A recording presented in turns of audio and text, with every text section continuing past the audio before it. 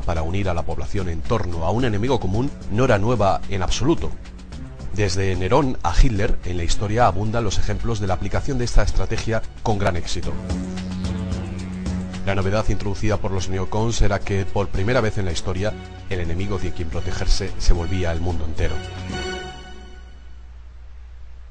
Paradójicamente, el mayor obstáculo era representado por Henry Kissinger, el pragmático ministro de Exteriores de Richard Nixon, que perseguía una política de disensión en el mundo basada en sólidos y duraderos acuerdos bilaterales. Pero cuando Nixon tuvo que dejar la presidencia a causa del escándalo Watergate, los neocons lograron poner al lado del nuevo presidente, Gerry Ford, a un ministro de la Defensa que ocuparía la misma posición 30 años después. Su nombre, Donald Rumsfeld.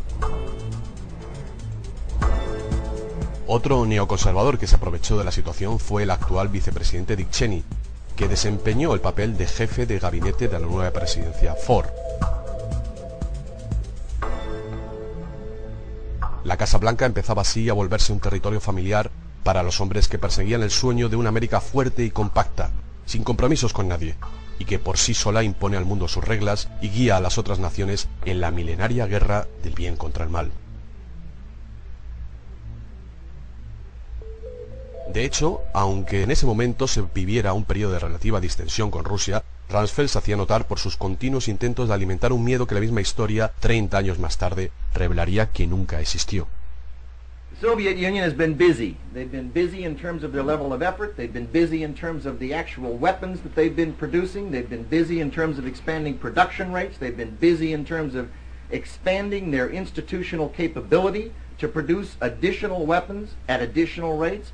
They've been busy in terms of expanding their capability to increasingly improve the sophistication of those weapons. Year after year after year, they've been demonstrating that they have steadiness of purpose, that they're purposeful about what they're doing. Pero todo esto a la CIA no le cuadraba. Fue entonces cuando Rumsfeld, gracias a su cercanía con Ford, convenció al presidente de que instituyera un grupo de investigación independiente que volviera a evaluar todas las informaciones que la CIA estuvo recogiendo durante esos años. El grupo fue llamado Team B, el segundo equipo, y a su cabeza fue colocado Richard Pipes, que puso a su lado a un joven y prometedor Paul Wolfowitz. El verdadero intento del equipo B era manipular los datos originales de la CIA hasta transformar la imagen de la Unión Soviética desde la de una anormal nación competidora, temible pero dispuesta a razonar, en una verdadera cuña del mal, dotada de armas potentísimas y desconocidas cuyo único intento era aniquilar a los Estados Unidos. Al final del trabajo, Pipes y Wolfowitz presentaron un dossier que reflejaba perfectamente esa imagen aterrorizadora del Imperio Soviético.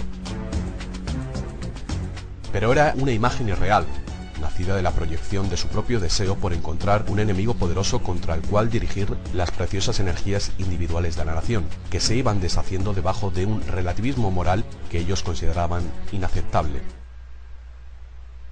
La presidencia de Jimmy Carter, que sucedió a Gerry Ford, impuso un alto a la marcha de los neocons.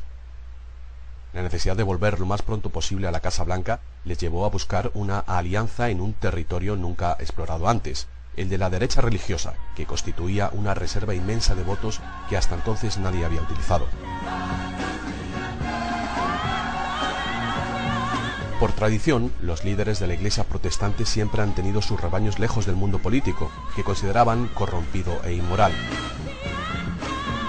Pero evidentemente el miedo de caer bajo el dominio comunista, que lleva consigo también el ateísmo, fue suficiente para convencerlos de formar una alianza con la derecha republicana que continúa hasta hoy.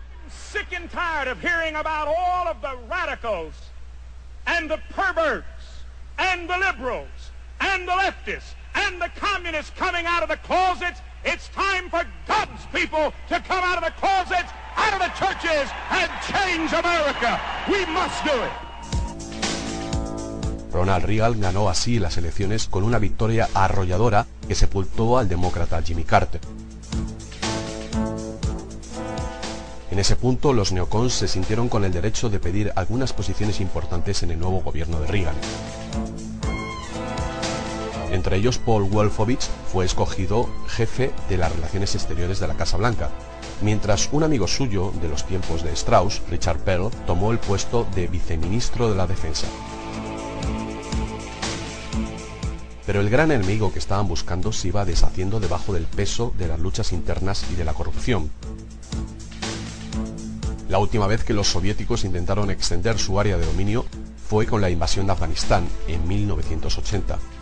Fue entonces cuando la CIA alistó a Osama Bin Laden y a sus Freedom Fighters, los combatientes por la libertad, dándole toda la ayuda militar, económica y estrategia necesarias para rechazar a los soviéticos de sus fronteras.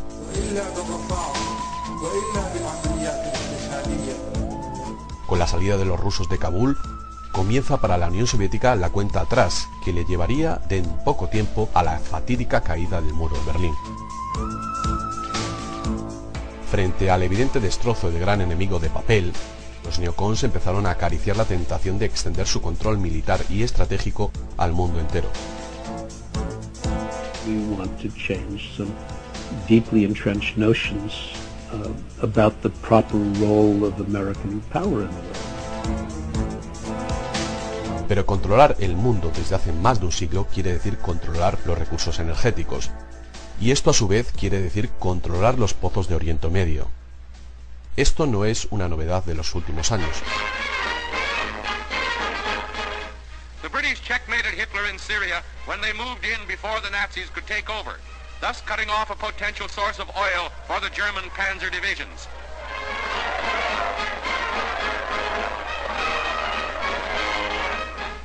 Iran, too, is the same story.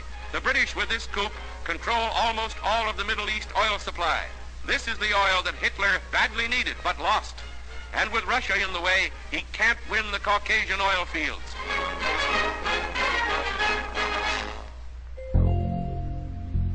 La ocasión de oro vino con la Primera Guerra del Golfo, en 1991.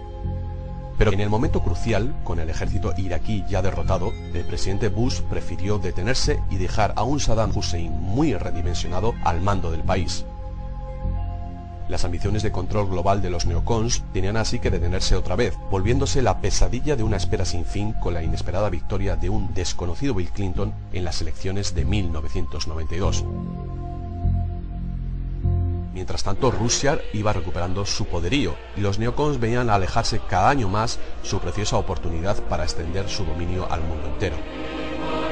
Ever since the Cold War ended, there were people who were fuming on the right, thinking, this is the golden opportunity now that Russia's out of the way for America to take over the world. We're not doing anything about it. Those damn liberals, those soft heads, are keeping us from doing what is our godly mission. En la espera de que acabara el mandato de Clinton, los neocons desarrollaron la así llamada Doctrina Wolfowitz, que se basaba en el derecho de los Estados Unidos de empezar una guerra de prevención donde quiera en el mundo, para evitar que otras naciones volvieran a poner en duda su supremacía global. Nacía así un detallado plan estratégico de alcance global que conoceríamos como PNAC, Project for the New American Century, o Proyecto para el Nuevo Siglo Americano. Una vez reconquistada la Casa Blanca con Bush Jr. en la polémica elección del 2000, los neocons solamente tenían que volver a poner en pie la operación dejada a medias por su padre 10 años atrás. De hecho, esta vez encontramos a Dick Cheney como vicepresidente, a Donald Rumsfeld como ministro de la Defensa, que escoge a su lado como ayudante a Paul Wolfowitz. Pero para volver a arrancar la gigantesca máquina de guerra americana a nivel global, no se podía volver a agitar la amenaza soviética, que ya estaba relegada para siempre a las páginas de la historia. Necesitaba un tipo de enemigo nuevo, transversal y escurridizo, feroz e invisible, que estuviera en todas partes y en ningún lugar, y que pudiera asustar a los americanos al punto de obligarles a aceptar una respuesta de medida global.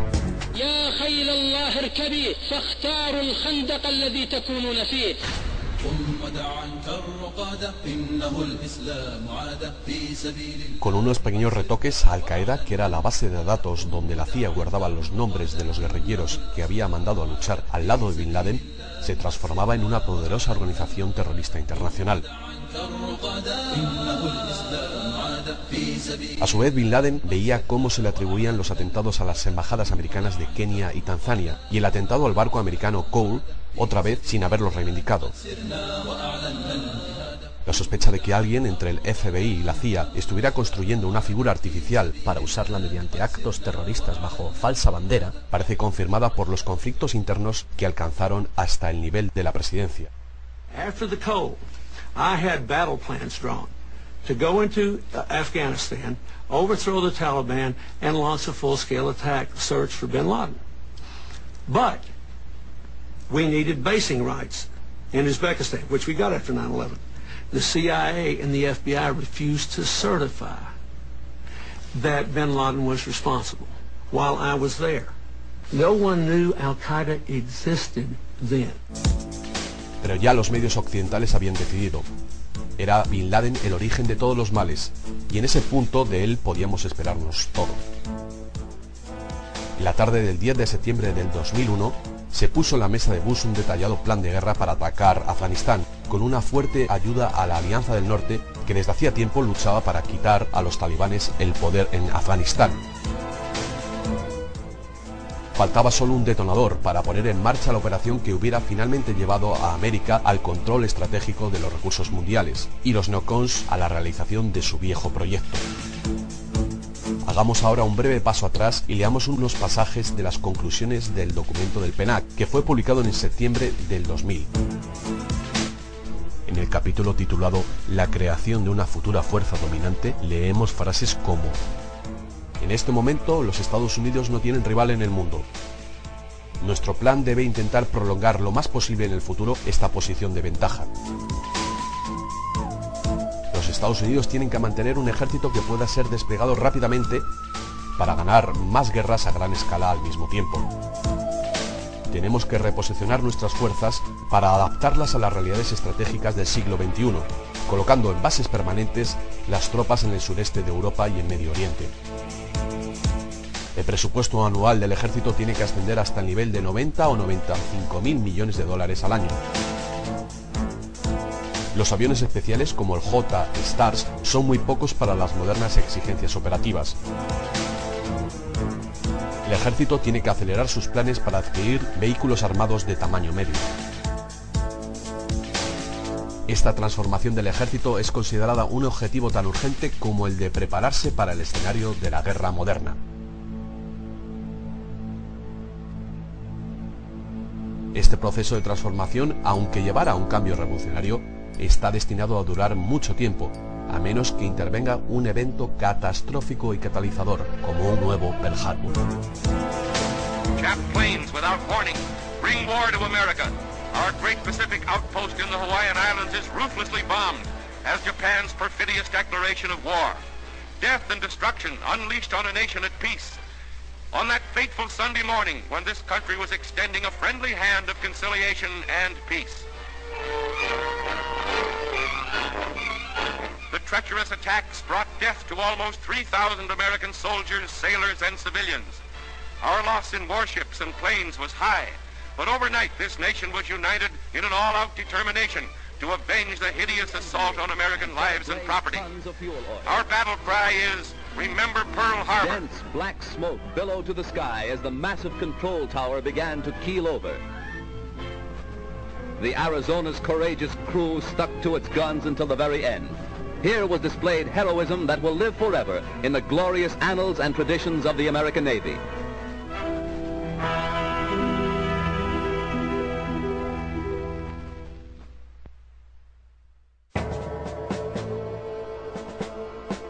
La del 11 de septiembre no fue la primera vez que la nación americana se vio arrastrada a una guerra por un incidente militar muy ambiguo.